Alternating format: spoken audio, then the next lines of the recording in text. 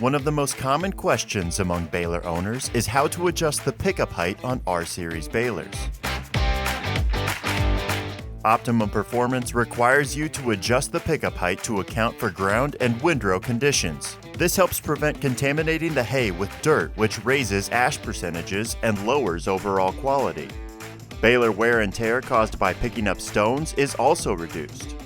Generally, the clearance between pickup teeth and ground should be approximately 1.5 inches with the pickup fully lowered. Start the tractor and lower the pickup. Rotate the handle perpendicular to the locked position. Pull out the spring clip and position the pickup handle pin in the desired hole in the plate. Then replace the clip.